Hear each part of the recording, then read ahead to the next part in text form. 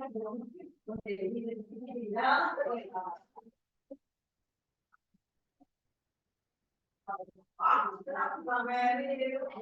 ini minggu keempat ya pertemuan kita. Bener ya dengan kelas ini. Nggak ada ketinggalan satu pertemuan kan, Mas Dimas?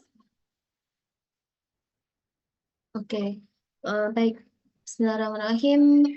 Untuk pertemuan keempat ini nanti meneruskan dari pertemuan kedua dan ketiga kemarin ya, di mana kemarin kita sudah mempelajari bagaimana cara melakukan praformulasi, parameter-parameter apa saja yang dilihat dan dicari begitu ya. Kemudian nanti teman-teman baru bisa menentukan eksipien ataupun bahan tambahan yang dibutuhkan apa. Nah, ketika nanti formulanya itu sudah rancangannya itu sudah fix gitu ya, misalnya dengan bahan aktif A, kemudian dengan bahan tambahan B. Nah, nanti kita akan memilih metode apa yang kita pakai untuk pembuatan sediaannya. Ya, metode pembuatan tabletnya itu bagaimana? Nah, sebelum kita masuk ke metode sendiri, ya, terkait dengan tablet sendiri sebenarnya proses pembuatannya atau berdasarkan prinsipnya itu ada dua, ya. Yang pertama adalah Ada tablet, semuanya, ada kelas update sih. yang kedua adalah tablet gempa. Nah, Di satu kelas kok. ini Kelas adalah ini gitu. ini ya berupa bahan obat yang Kalau kelas tabrakan harus cepat. Mbak Desi masih bocor ya. Minta tolong di mute. Aku harus ini loh dari pagi sampai sore. Alhamdulillah. Pagi di kelas Desi bawah tuh Alvina. apa? Aduh, jam berapa ya? Jam 11. Desi Alvina, Mas Dimas dikeluarkan aja Desi. Itu sampai jam setengah 2. Oke. Dikeluarkan dari Zoom aja. Sudah bahasa lagi sini. Nah, yang 40-nya lanjut lagi cek. Kami masih tempat buka. Udah ada gurunya, woi.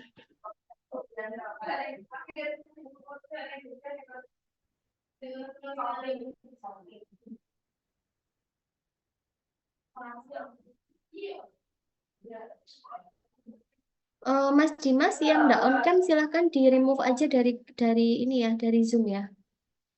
Kalau mau join silahkan sesuai ketentuan on cam. Enggak, tolong yang enggak apa namanya, yang enggak on cam silahkan di remove aja, berarti memang enggak berniat untuk mengikuti kuliah. Oke, saya lanjutkan ya. Untuk terkait dengan tablet sendiri ya, berdasarkan prinsip pembuatannya ya dibagi menjadi dua ya, ada tablet cetak dan tablet gempa. Nah, tablet cetak ini biasanya dari masa serbuk ya, jadi dari bahan aktif plus bahan tambahan itu biasanya hanya terdiri dari bahan pengisi yang umumnya yang dipakai adalah laktosa ataupun serbuk sukrosa gitu ya. Nanti ini nanti dibasahi dengan etanol untuk kemudian dilakukan cetakan ya. Nah, kalau yang tablet gempa ya, yang tablet gempa ini Desi ini kenapa ya? Kok nggak di remove ya Mas ya?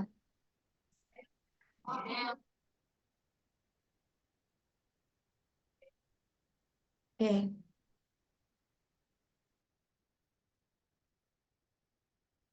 Oke, saya lanjutkan. eh Terus kemudian yang tablet gempa ini yang nanti akan kita pelajari lebih lanjut lagi ya, karena nanti teman-teman akan belajar terkait dengan metode untuk pembuatan tablet dengan cara digempa ya.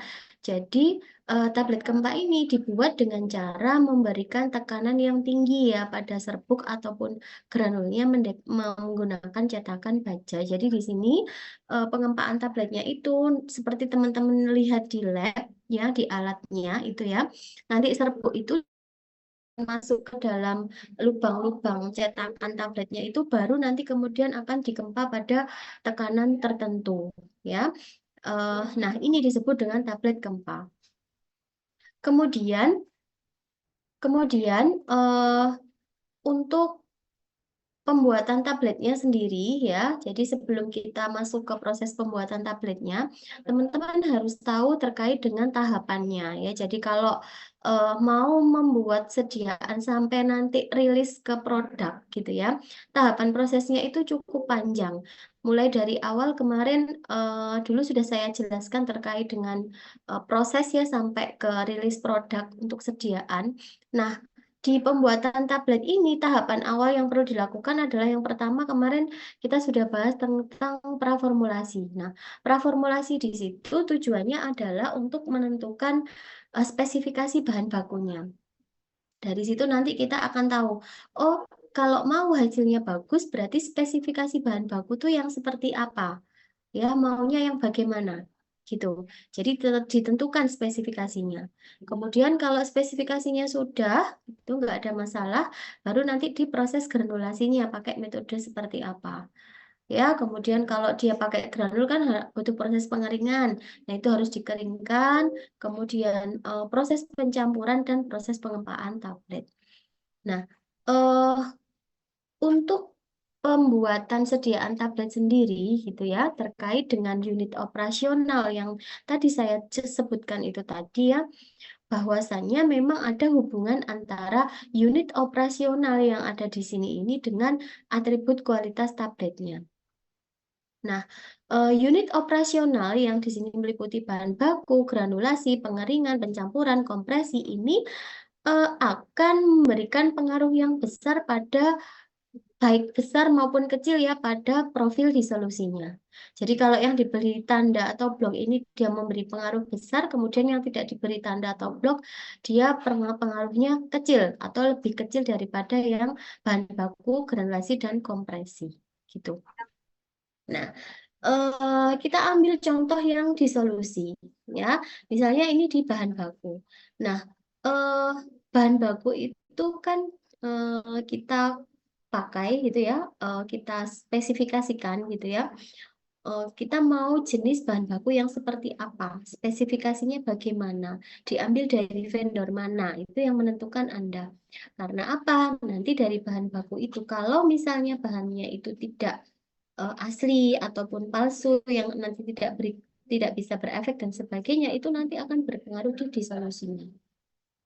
Jadi harus hati-hati di pemilihan bahan baku. Kemudian di proses granulasi.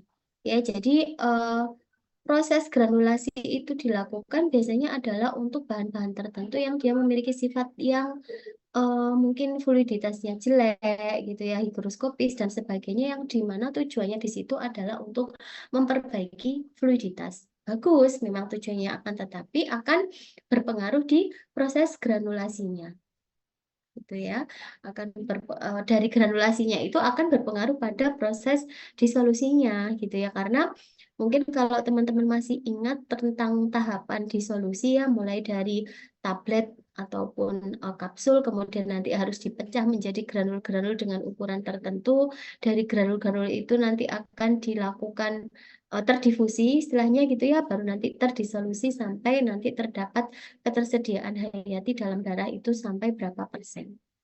Sehingga proses granulasi ini akan berpengaruh di mana titik pentingnya gitu ya. Kalau serbuk ya itu ketika diminum kan dia tidak butuh untuk dipecah lagi. Tapi pada granulasi ini harus dipecah lagi menjadi partikel dengan menjadi serbuk dengan ukuran partikel yang lebih kecil gitu ya. Di adanya granulasi ini nanti akan berpengaruh di disolusinya. Demikian halnya untuk kompresi. Kenapa kompresi ini berpengaruh pada disolusi gitu ya? Padahal cuma ditekan aja. Teman-teman bisa membayangkan kalau misalnya debu, tumpukan debu, Anda pukul pakai apa beban dengan tekanan tertentu, kira-kira debunya itu kenapa? Apa yang terjadi dengan debu ataupun serbuk misalnya? Ketika kita pukul dengan tekanan tertentu akan terbentuk apa? Selain debu ya pasti.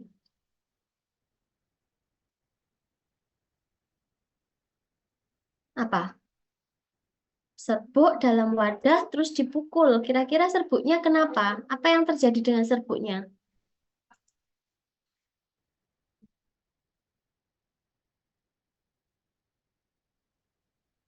Apa yang terjadi dengan serbuknya? Memadat, Ibu. Memadat. Nah, semakin tinggi tekanan, semakin besar tekanan, maka akan semakin padat. Nah, padatnya itu belum tentu bagus gitu ya, karena ada persyaratan terkait dengan uji waktu hancur dan ada persyaratan untuk apa namanya kekerasan tablet. Nah, kalau kompresinya terlalu tinggi, nanti dia tidak bisa pecah, akhirnya tidak bisa terabsorpsi, ya pasti nanti akan berimpact di disolusinya gitu. Demikian halnya untuk unit operasional yang lain dengan atribut kualitasnya gitu ya.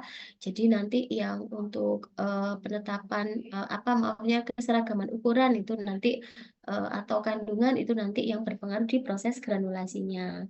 Proses pencampurannya karena nanti kalau tidak homogen ya pasti tidak seragam kandungannya. Kompresi juga demikian. Nah, jadi yang di apa blok-blok ini dia ada pengaruh besar, yang tidak ini pengaruhnya lebih relatif lebih kecil. Oke, sampai di sini ada yang ditanyakan?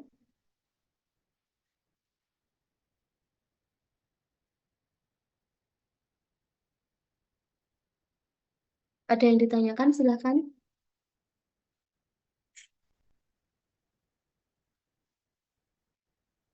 Nah, tahapan awal ataupun dari unit operasional yang tadi saya jelaskan itu ada satu unit operasional yang memang eh, ini harus kita perhatikan benar-benar gitu ya, karena nanti efeknya di keseragaman kandungan. Itu adalah pada proses pencampuran atau biasa disebut dengan mixing ya, di mana proses pencampuran atau mixing ini ada dua komponen ataupun lebih yang eh, pada setiap partikel dari komponen terdispersi itu bisa terdispersi dengan merata di antara partikel komponen yang lain. Jadi artinya ketika kita mencampurkan serbuk tersebut gitu itu ya, kalau diaduk secara terus-menerus maka akan terbentuk serbuk yang homogen ya, meskipun nanti dia berupa tablet putih ya, tak berwarna gitu ya, teman-teman bisa tahu atau menambahkan bahan pewarna untuk bahan-bahan mungkin yang kita membutuhkan. Oh, ini harus diidentifikasi ini homogen atau enggak gitu. Nah, terkait dengan pencampuran sendiri, sebenarnya ada dua metode pencampuran ya. Yang pertama ada pencampuran acak, kemudian yang kedua adalah pencampuran interaktif. Nah, yang untuk sediaan solida itu adalah di pencampuran acak atau non-interaktif. Karena nanti di pencampuran interaktif itu hanya bisa digunakan untuk pencampuran obat dengan dosis kecil. Ya, jadi kalau yang non interaktif itu adalah berupa padatan, kalau yang interaktif itu dari sediaan ataupun pencampuran obat di mana memiliki dosis yang kecil, sehingga nanti akan menghasilkan serbuk campuran yang homogen. Kalau yang pencampuran acak atau non interaktif itu tidak tergantung dari daya adhesi dan kohesi antar komponen. Kalau yang campuran interaktif ini ada pengaruhnya, gitu ya. Jadi misalnya begini. Jadi misalnya ini molekul gitu ya, dia dalam bentuk micronized, molekul dalam bentuk micronized, kemudian nanti dia akan dipecah. Dipecah di sini dengan ditambah apa namanya pembawa, ya pembawa atau mungkin yang bisa tulisannya kok jelek banget ya. Nggak kebaca. Ini pembawa ya maksudku ya. Ini pembawa. Ya, jadi dari molekul dalam bentuk micronized ini ditambahkan pembawa, nanti ke sini eh, pembawa-pembawa ini tuh akan ditempeli oleh molekul-molekul micronized tadi. Ya. Jadi tahapan awalnya dari serbuk yang bersifat micronized ini nanti akan membentuk ukuran partikel yang lebih besar atau istilahnya disebut dengan teragregasi ya, teragregasi menjadi bentuk ukuran partikel yang lebih besar gitu. Jadi kalau yang di pencampuran interaktif ini yang seperti ini, Nah, terkait dengan pencampuran sendiri, ada beberapa faktor yang mempengaruhi pencampuran. Yang pertama adalah bentuk partikel. Partikel itu tidak selalu bentuknya bulat. Ada yang bentuknya lonjong, ada yang tidak berbentuk gitu ya. Ada yang mungkin bentuknya benar-benar bulat gitu ya. Ada yang seperti itu. Nah, kalau dengan beraneka ragam jenis bentuk partikel ini ketika nanti dicampurkan bisa jadi nanti tidak bisa homogen. Ya, makanya kenapa sebenarnya perlu dilakukan pengayakan terlebih dahulu untuk bisa mengetahui kira-kira nanti yang bisa masuk ke dalam lubang mesnya itu nomor berapa. Kemudian yang kedua, faktor yang berpengaruh yang kedua terkait dengan pencampuran adalah ukuran partikel dan distribusi ukuran partikel. Jadi semakin kecil ukuran partikelnya kan nanti dia akan apa lebih mudah untuk terabsorpsi tadi ya. Kemudian selain itu kalau dalam hal pencampuran dengan ukuran partikel kecil itu nanti akan memudahkan distribusinya. Yang nanti akan berimpact di distribusinya pun juga nanti menjadi lebih seragam. Kemudian di sini ada kerapatan jenis, kelicinan, kemudian ada muatan elektrostatik, ada kelembapan relatif, ada lama pencampuran, dan alat yang digunakan. Nah, lama pencampuran ini pun juga sebenarnya harus dilakukan orientasi gitu ya, untuk mendapatkan hasil yang maksimal. Mau pada suhu berapa? Kira-kira bahan obatnya rusak atau enggak, itu harus kita pikirkan. Nah, ini adalah parameter pencampuran serbuk di mana di sini ada variabel, ada respon. Sebagai variabelnya ada waktu pencampuran dengan kecepatan blender dan keintensifan pembawa. Nah, responnya di waktu pencampuran ini kemungkinan ada ini ya terkait dengan keseragaman kandungan yang tidak terpenuhi. Kemudian di kecepatan blendernya ini pun juga nanti memberikan respon pada penetapan kadarnya. Demikian juga seharusnya yang lain, ya.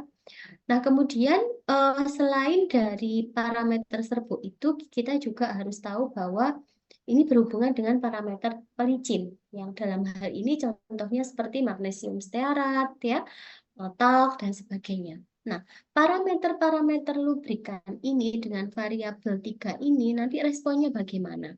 Itu yang teman-teman harus cari. Jadi nanti apa namanya dengan adanya penambahan lubrikan gitu ya akan berpengaruh di waktu pencampuran atau enggak. Bisa jadi dengan kalau nambah lubrikan itu kan semakin licin ketika dicampurkan dengan atau di apa namanya menggunakan alat V-mixer itu dia akan mudah untuk tercampur. Begitu. Nah, ini adalah hubungan antara tekanan kompresi, kekuatan tarik, dan densitas. Nah, terkait dengan kompaktibilitas, ya teman-teman sebelum kita masuk ke tahapan selanjutnya, teman-teman alangkah lebih tahu dulu terkait dengan definisi ataupun beberapa macam istilah yang akan menjadi terbiasa untuk mengucapkannya ya di mata kuliah Solida, gitu ya. Yang pertama adalah kompaktibilitas. Apa sih kompaktibilitas? Itu kan dari kemarin kita sudah membahas, oh ini harus kompak, oh ini tidak memenuhi. Nah, kayak gitu. Ada yang bisa menjelaskan ke saya apa itu kompaktibilitas?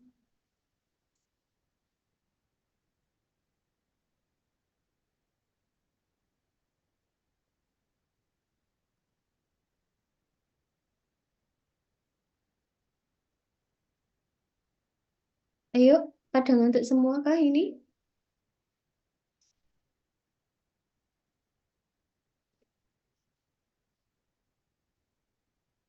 Apa definisinya kompaktibilitas? Ini loh definisinya ini apa? Izin menjawab, Ibu. Ya, silakan. Kompaktibilitas adalah kemampuan bahan untuk membentuk massa yang kompak setelah diberi tekanan. Jadi tujuannya di situ adalah berharap bahwa serbuknya itu kompak.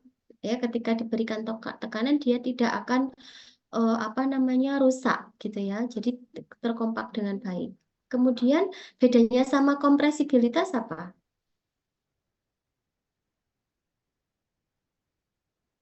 Apa bedanya?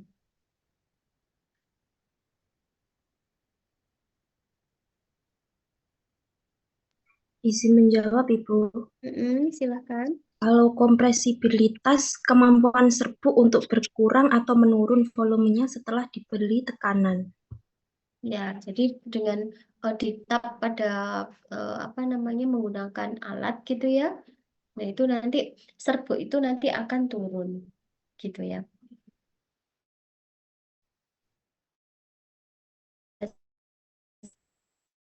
Nah, kemudian terkait dengan metode pembuatan tablet, ya, jadi sebenarnya ada 3 metode, tetapi secara penggolongan besar itu sebenarnya ada 2 metode ya, ada metode cetak langsung, ada metode granulasi, ya.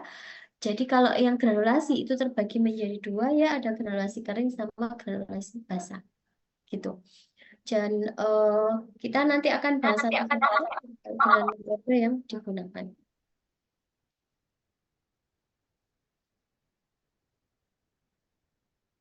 Oke, sampai di situ tadi ada yang ditanyakan. Bentar ya.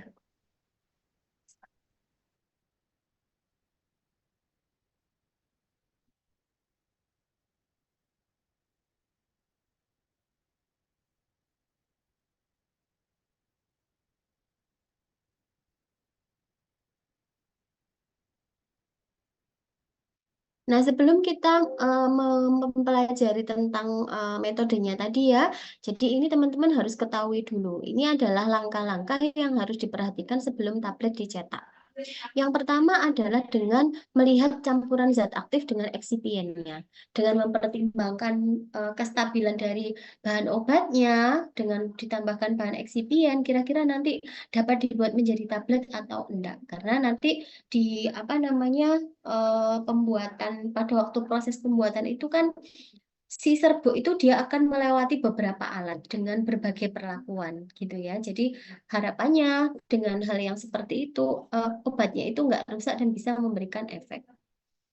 Nah, apa yang dilakukan ketika zat aktif dan eksipien ini rilis ya? Yang pertama adalah dengan melihat daya dari fluiditasnya atau kecepatan alir dari serbuk ya. Kalau kecepatan alirnya itu lebih dari 10 detik, maka boleh ditambahkan pelicin. Nah, kemudian yang kedua ada ini ya di tes fluiditasnya ya atau waktu alirnya ya. Di tes waktu alirnya kalau misalnya formulanya udah jadi, serbuknya sudah ada, dilakukan tes fluiditas untuk mengetahui berapa apa namanya waktu alirnya dengan persyaratan T itu tidak boleh lebih dari 10 detik. Jadi kalau misalnya T-nya ini lebih dari 10 detik, maka harus dilakukan pengkoreksian. Bisa dari apa eh, ini ya dikoreksi dengan melakukan penambahan pelicin ataupun disintegran gitu ya. Jadi sampai nanti memenuhi spesifikasi dan persyaratan nilai T-nya itu tidak boleh lebih dari 10 detik. Demikian halnya untuk yang tas pengetapan maupun tas kompaktibilitas ya. Kalau yang di tas pengempakan itu nanti ada persyaratannya V harus kurang dari 20. Kalau misalnya tidak terpenuhi itu, berarti harus digranulasi. Harus dicekkan gitu ya, harus digranulasi dulu untuk apa namanya? Tujuannya adalah untuk membantu daya fluiditas dari serbuk granulnya itu. Kemudian setelah itu nanti obat itu atau serbuknya itu harus dicek kompaktibilitasnya dengan persyaratan nilai F-nya itu tidak boleh lebih dari 400. Apabila nanti ada apa namanya koreksi terkait dengan formula dan sebagainya, maka untuk pemilihan eksipien itu harus kita pastikan bahwa eksipien yang digunakan ini memiliki harga F yang kurang dari atau lebih dari 400 ya sampai terakhir dirilis produk percobaan dalam skala industri. Oke, di langkah-langkah ini apakah ada yang ditanyakan? Silahkan.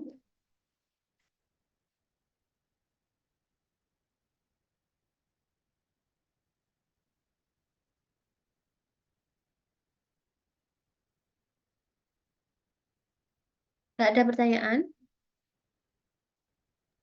Belum, Ibu. Nggak ada. Oke, kita bahas terkait dengan metode ya. Nah, tadi kan metode secara garis besar itu kan dibagi menjadi dua. Ada apa tadi? Metode apa? Apa sama apa? Cetak langsung dan granulasi. Ya, cetak langsung dan granulasi. Nah, di mana granulasi itu terbagi menjadi dua ya, ada granulasi basah, ada granulasi kering. Nah, kira-kira granulasi basah ini bisa digunakan untuk obat yang seperti apa? Nah, ini di narasinya di sini sudah dijelaskan.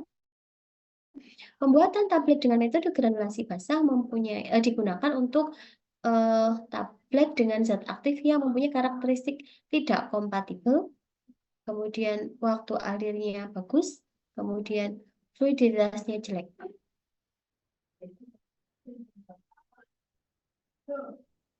Ya, jadi kalau yang pakai granulasi basah ini, kalau misalnya ada serbuk yang mungkin tidak larut air atau sukar larut air gitu ya, misalnya paracetamol.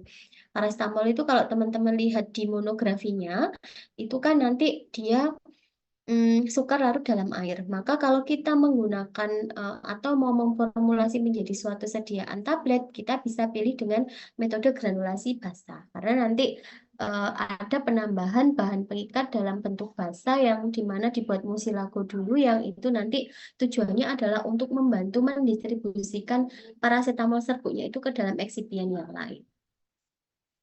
Dan lagi, kalau untuk granulasi basah, karena metodenya itu menggunakan panas dan air dengan adanya kelembapan ini, maka proses dengan metode granulasi basah itu hanya bisa dilakukan untuk bahan-bahan yang tahan panas dan tahan lembab. Kalau tidak tahan panas dan tidak tahan lembab, kita tidak bisa memilih metode granulasi basah, berarti harus pilih yang lain.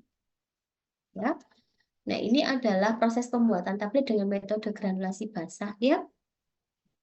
Jadi yang pertama ini adalah bahan aktif ditambahkan bahan eksipien ataupun bahan tambahan. Di sini dicampurkan, atau kalau misalnya kita mau pakai cara basah berarti bahan pengikat dulu dibasahi baru ditambahkan bahan aktifnya seperti itu ya. Baru nanti dari sini dari sini ini setelah ditambahkan gitu ya bahan pengikatnya, kalau misal kita pakai metode granulasi basah gitu ya, bahan pengikatnya dia menggunakan bahan-bahan tertentu yang masuk dalam kategori ya, misalnya CMC kayak gitu dengan konsentrasi tertentu. Nah, kita buat musilago dulu dari CMC-nya, baru ditambahkan dengan active ingredient-nya. Baru nanti setelah itu setelah homogen, nanti hasil dari pencampuran itu harus kita istilahnya diuleni gitu loh ya, sampai benar-benar dia kalis istilahnya. Ketika nanti diputus gitu ya, serbuknya itu bisa terputus dengan sempurna tanpa ada yang nempel. Nah, setelah itu nanti dilakukan pengayakan. Nah, di sini yang atas ini adalah pengayakan kering. Ya, pengayakan kering tujuannya adalah untuk menyeragamkan distribusi ukuran partikelnya tadi. Gitu. Jadi diayak kering, baru nanti dikeringkan menggunakan oven pada suhu tertentu, waktu tertentu, baru nanti diayak lagi, baru nanti ditambahkan fase eksternal. Mana yang tergolong dalam fase eksternal?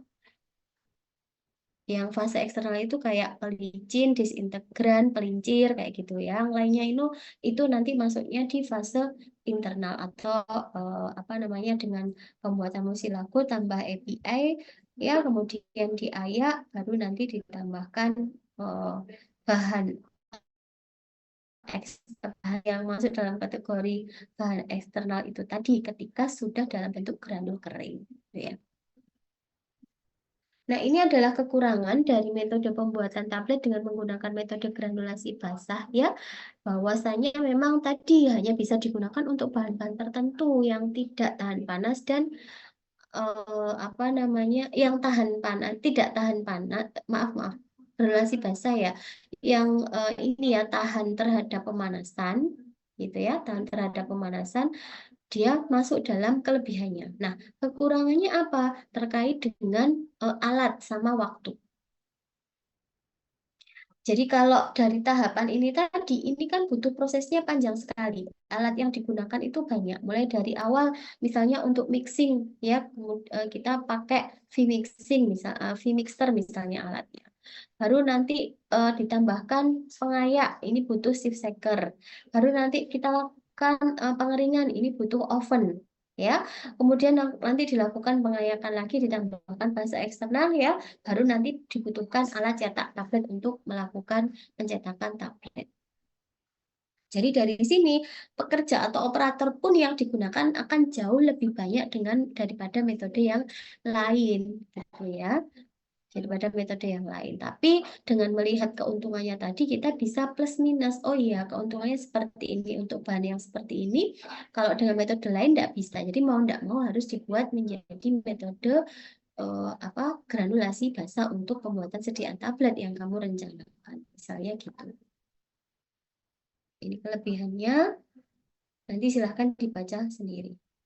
Nah, ada parameter kritis ya pada proses granulasi itu yang harus teman-teman perhatikan gitu ya, karena nanti parameter kritis ini nanti akan berimpact pada hasil dari formulanya ya. Yang pertama adalah jumlah bahan pengikat. Nah, penambahan bahan pengikat ini pun tidak asal, yang penting bisa melarutkan sudah, tetapi ada batas minimum, ada batas maksimum yang diperkenankan dengan Anda melihat dari HPE.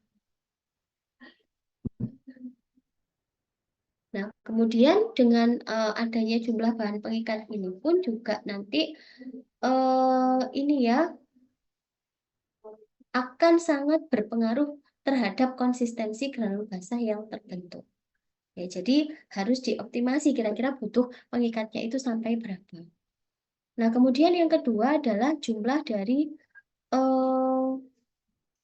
bahan pengikat yang ditambahkan ini sangat mempengaruhi konsistensi granul basah yang terbentuk. Gitu ya. Itu yang pertama, parameter kritis yang pertama. Nah, parameter kritis yang kedua adalah dari waktu pencampuran.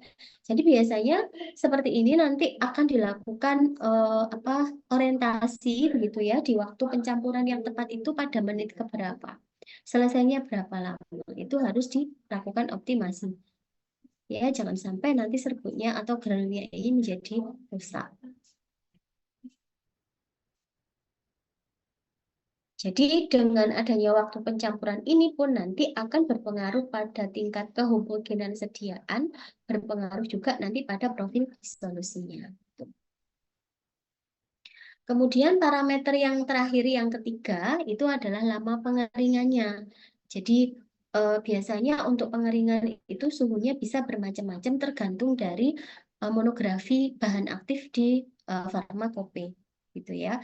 Jadi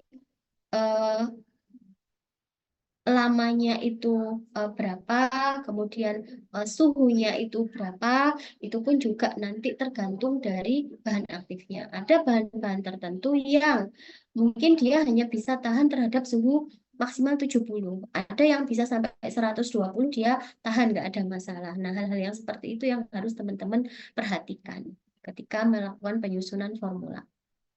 Oke, untuk granulasi tadi ada pertanyaan. Granulasi basah ya. Ada pertanyaan, ada yang mau bertanya?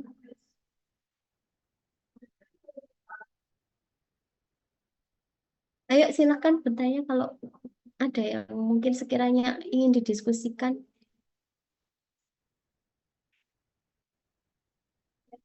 Ya, di sini ini ada tertera formulasi untuk sediaan tablet.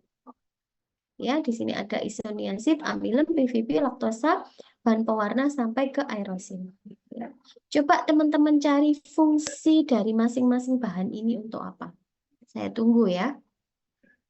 Silakan dicari dulu.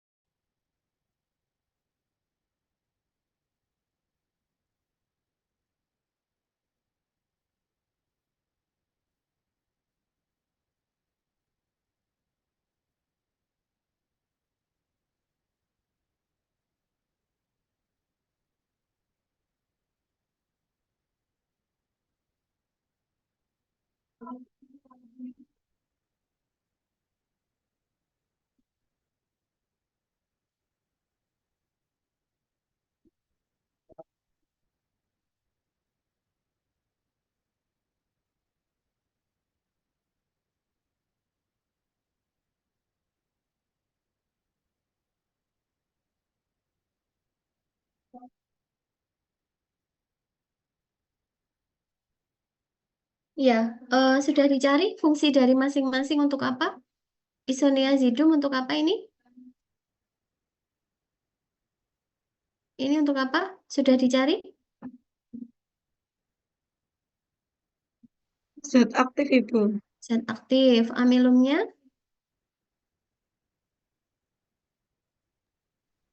Pengikat, Bu. Amilum bisa untuk pengikat? Bisa untuk pengikat atau pengisi. 10%, nggak mungkin dia sebagai pengikat. Penghancur Ibu. Ya, bisa sebagai penghancur. PVP? PVP? Pengikat. Pengikat. Laktosa sama afisel? Pengisi. LHPC ini disintegran ya, penghancur ya. Magnesium stearat? Lubrikan. Talkum? Lidan. Terus aerosilnya apa kalau talkumnya gelidan?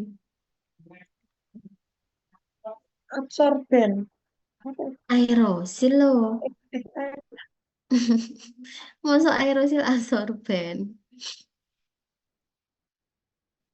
Ini ya talkumnya ini sebagai pelicin, aerosilnya ini sebagai pelincir. Ya. Jadi Kalau kita mau membuat sediaan menggunakan metode granulasi basah, awalnya ini kita harus tahu dulu fungsi dari masing-masing. Setelah itu nanti kita pisahkan karena kan nanti ada fase dalam, ada fase luar. Nah, yang masuk dalam fase dalam itu biasanya adalah bahan aktif, ada bahan penghancur, pengikat, pengisi. Nah, yang punya ada bahan pengicip ataupun pelincir itu dimasukkan fase luar atau komponen luar gitu ya. Nah, terkait dengan penggunaan bahan penghancur di sini kan menggunakan dua, boleh-boleh aja, sah-sah aja gitu ya. Karena ini ada dua bahan obat, dibagi aja langsung. Nanti yang penghancur ini masuknya ya, yang ke sini ini berarti masuknya komponen luar, yang di sini masuknya komponen dalam. Tuh. Seperti ini. Ya. Nah, baru nanti ini dikerjakan tadi ya dengan membuat musilago dulu dengan cara basah, baru ditambahkan dengan bahan aktifnya ya kurang lebih seperti ini. Ya, jadi granul itu harus dibuat terlebih dahulu. Ya, jadi dengan cara ini tadi menimbang bahan pengikat dan sebagainya, ditambahkan bahan pewarna jika ada ya untuk mendeteksi terkait dengan kehomogenan campurannya itu, ya baru nanti ditambah lain gitu. Oke, sampai di sini ada yang ditanyakan untuk metode granulasi basah.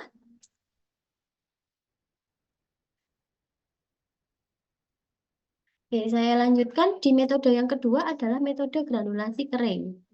Nah, ini ada kebalikannya di metode granulasi digunakan untuk bahan yang dia tahan panas, tahan lembab, tapi kalau granulasi kering ini sebaliknya. Ya, jadi dia memang digunakan untuk bahan yang tidak tahan panas, dia memiliki fluiditas yang jelek juga, tetapi juga bisa digunakan untuk yang tidak tahan lembab. Ya, tidak tahan lembab. Kita bisa pilih pakai metode granulasi.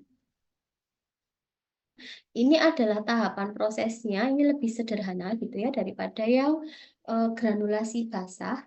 Ya, jadi sama active ingredient dengan excipient ini ditambahkan di awal, ini dilakukan mixing, dicampur. Ya, di mixing tadi tetap ada fase dalam, ada fase luar. Yang masuk fase dalam itu biasanya dari bahan aktif, bahan pengikat, bahan pengisi gitu ya. Kalau yang fase eksternal ini biasanya ada di bagian pelicin, pelincir gitu ya. Sudah setelah dilakukan pencampuran ini nanti dilakukan apa istilahnya pengayakan gitu ya. Kemudian dimasukkan ke dalam mesin slugging.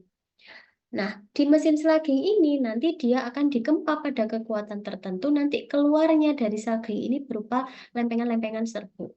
Nah, lempengan-lempengan serbuk itu nanti akan dihancurkan lagi, baru nanti dilakukan pengayakan. Kalau sudah diayak, sesuai dengan harapan kita bersama ya, dari ukuran dan sebagainya, baru nanti ditambahkan fase eksternalnya tadi, baru dilaksanakan proses pentabletan. Gitu ya. Nah, kalau kita lihat bersama, bahwasanya untuk metode granulasi kering ini dia memiliki metodenya itu memiliki perlakuan yang istilahnya bertubi-tubi. Bertubi-tubi gimana? Kempanya, karena di slugging ini dikempa, dihancurkan, kemudian ditambahkan fase eksternal, di tablet ini dikempa lagi. Tak kempanya aja 2 kali. Meskipun di sini nggak ada pemanasan, maka kita harus pastikan bahwa bahannya itu dia memiliki sifat reworking potensial. Apa itu? Yang dimaksud reworking potensial di sini adalah kemampuan suatu bahan untuk mempertahankan kualitasnya walaupun mengalami pengempaan berkali-kali. Jangan sampai tiba-tiba mundur gitu. Karena mundurnya itu karena bahannya itu tidak memenuhi persyaratan, akhirnya harus mengulang lagi dari awal. Gitu ya. Nah, ini adalah keuntungan granulasi kering ya. Tadi bisa digunakan untuk bahan yang fluiditasnya jelek karena kita granul, kita perbaiki fluiditasnya. Untuk bahan yang tidak tahan panas, tidak tahan lembab, kita bisa pilih pakai metode ini. Kemudian juga dengan menggunakan granulasi kering ini tablet yang terbentuk itu akan lebih mudah hancur daripada dengan tablet yang apa namanya dengan metode granulasi kering, karena kalau granulasi kering itu biasanya penambahan bahan pengingatnya itu pada waktu basah sehingga menyebabkan daya adhesi antara partikel setelah dikempa itu cukup kuat. Nah, itu kadang kita harus hati-hati terkait dengan waktu apa uji kekerasannya itu apakah memenuhi persyaratan atau enggak. Ya. Nah, ini kerugiannya ya butuh mesin yang banyak, tadi ada mesin slugging, cetak tablet gitu ya. Kemudian distribusi warnanya tidak seragam karena tadi tidak ada pembuatan musilago yang ditambahkan dalam air dulu tapi langsung dalam serbuk. Nah, ini riskan sekali bahwa serbuknya nanti akan bergerombol saja. Nah, yang terakhir adalah keuntungannya adalah menghasilkan eh, maaf kerugiannya ya, menghasilkan banyak debu pada waktu proses pengempaan sehingga ini menjadi sumber utama pada ruangan produksi ya, sumber untuk kontaminasi. Nah, ini harus diperhatikan juga. Nah, itu yang metode granulasi kering. Seperti itu tadi. Ada pertanyaan sampai di sini?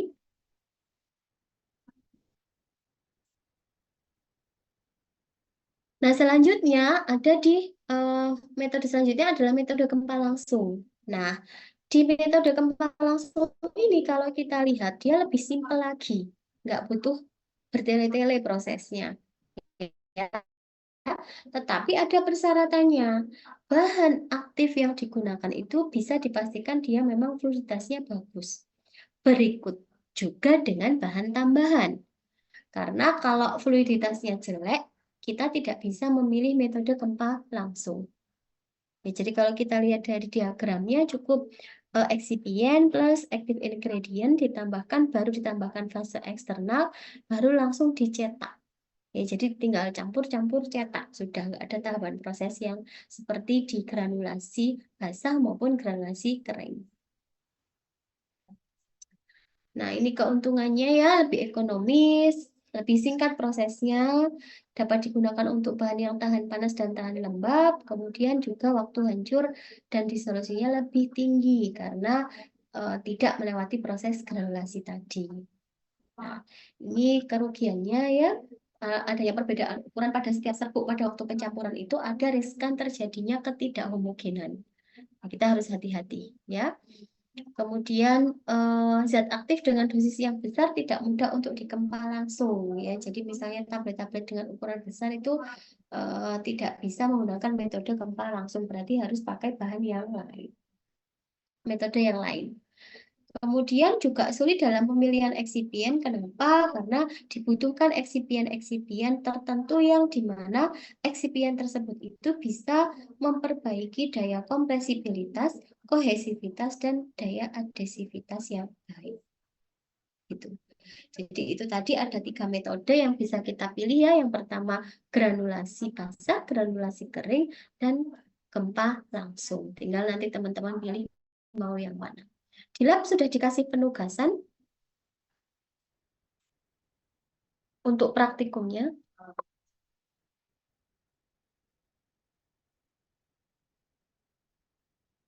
Apakah sudah ada penugasan di lab untuk praktikumnya? Sudah buat formulasi kemarin, Bu, sama sudah buat granul, Bahannya apa? Bahan aktifnya? paracetamol. Paracetamol. Sebentar ya.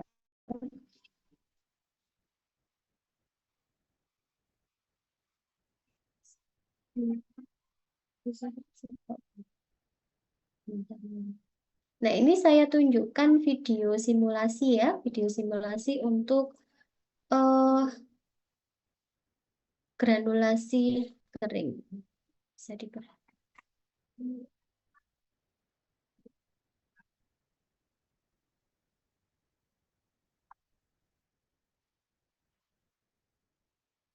Ya, tahapannya milling mixing. Ini digerus dulu, dikecilkan ukuran partikelnya. Ya, dimilling dengan alat milling pastinya kalau di industri ya. Kemudian di mixing, nah ini dicampur, ya, dicampurkan dulu dengan mixer tadi alatnya.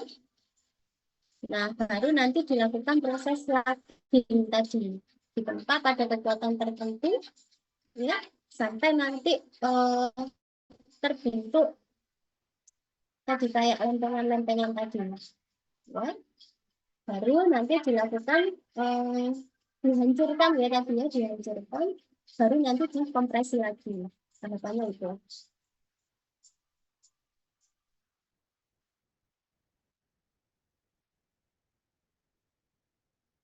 Ini yang granulasi kering, yang granulasi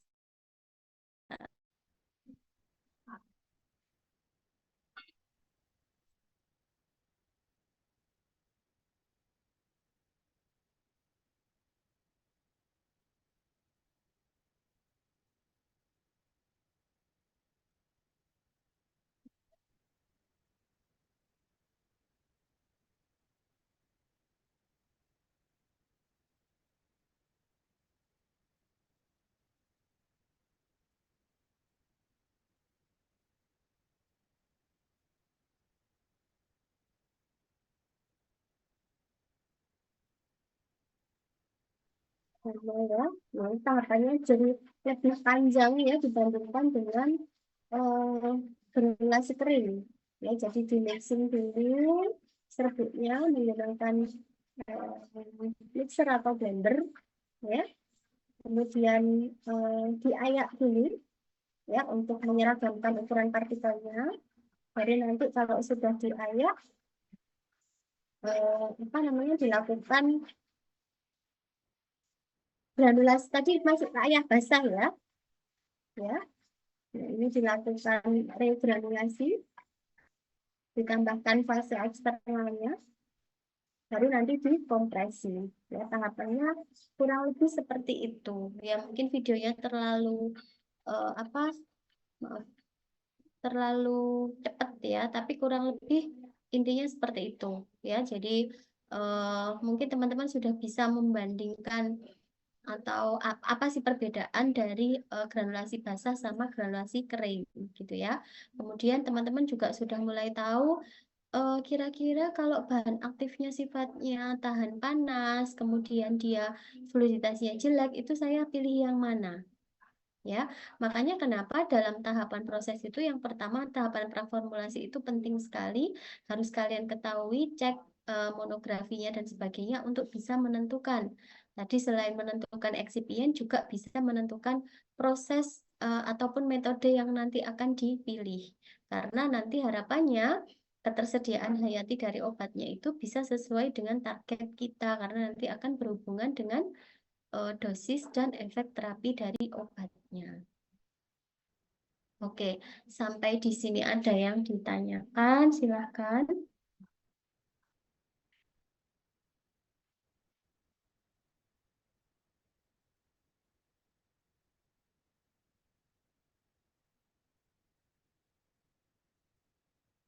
Nggak ada yang ditanyakan. Kemarin kan sudah saya kasih tugas ya, apa namanya, untuk apa istilahnya formulasi tablet ya. Ini kemarin pakai bahan aktifnya apa ya untuk penugasannya? Saya minta bikin formula kan kelas ini? Sudah belum? Asiklovir, Bu. Oh ya, pakai asiklovir ya. Oke, kan ini tadi metode sudah saya jelaskan. Nanti berarti apa teman-teman bisa pilih metode apa yang mau dipakai dengan mempertimbangkan sifat dari asiklovirnya, gitu ya. Rancangannya sudah jadi?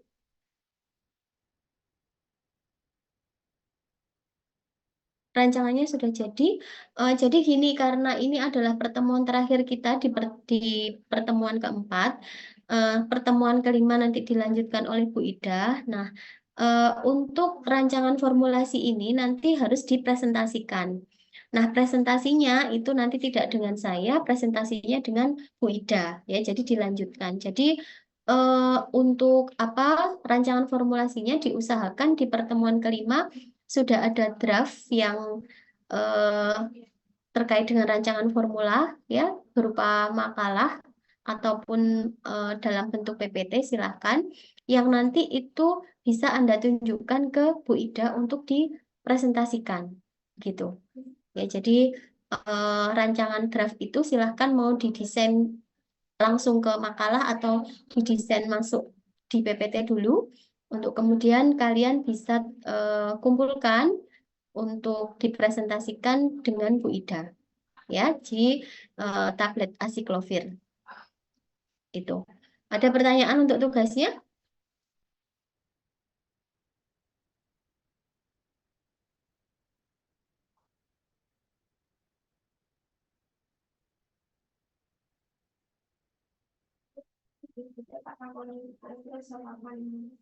Izin bertanya, Ibu. Ya, silakan, Mbak. Berarti untuk isi dari praformulasinya itu kayak sifat-sifat dari obatnya, baik obat zat aktifnya Ya, atau zat berarti kan tambahannya gitu. nanti kalau misalnya di PPT kan pasti nanti ada pendahuluan, latar belakang, tujuan, kayak gitu, Mbak. Kan dari tablet ya.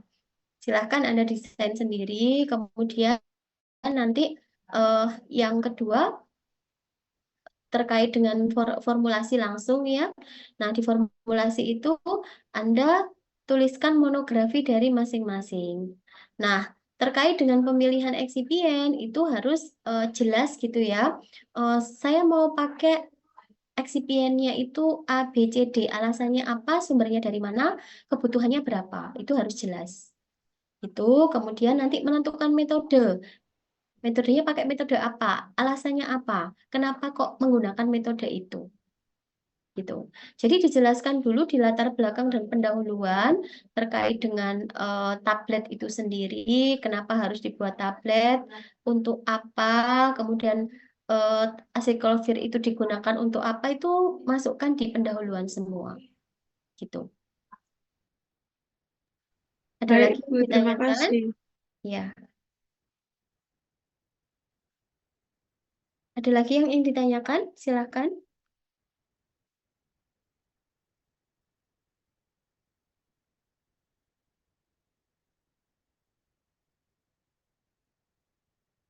Oke, kalau tidak ada pertanyaan untuk pertemuan ini saya cukupkan sekian ya. Sampai ketemu nanti pada waktu UTS ya. Ada kurang lebihnya saya mohon maaf. Saya akhiri. Wassalamualaikum warahmatullahi wabarakatuh. Waalaikumsalam Waalaikumsalam warahmatullahi warahmatullahi wabarakatuh. wabarakatuh.